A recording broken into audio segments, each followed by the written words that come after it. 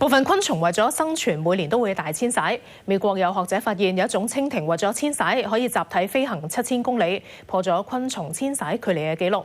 由麥曉彤講下。蜻蜓嘅壽命一般係幾個月左右，佢哋好多傾向深居簡出，有啲蜻蜓甚至終其一生都冇離開過自己出生嘅池塘。但有啲蜻蜓注定要遠離安逸，佢哋為咗更好嘅生存環境，每年都會集體遷徙。當中呢一種叫黃青，廣泛分佈全球，喺香港都可以見到。最新研究發現，黃青嘅遷徙距離可能超出我哋嘅想象。美國羅格斯大學嘅學者喺日本、南韓、印度、加拿大東部、美國德克薩斯州、南美洲6個地區嘅黃青 DNA 樣本，發現呢啲族群嘅基因非常接近，意味黃青係會做全球性遷徙。以加拿大東部同埋南美洲嘅距離計，遷徙路程長達7000公里。如果有跨海洋嘅遷徙，路程可能更加長。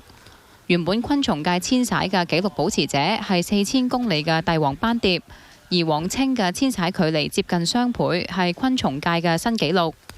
黃青遷徙係為咗揾更加濕潤嘅環境，佢哋嘅翼特別適合滑翔，可以乘風滑行節省體力，所以部分黃青可以喺壽命完結之前完成旅程。其他冇咁幸運嘅，會喺中途揾淡水產卵，由下一代接力飛往新天地。學者嘅下一步係揾出黃青嘅具體遷徙路線，但昆蟲唔同鳥類難以用定位標籤追蹤，科學家必須另揾方法。有線電視記者麥曉彤報道。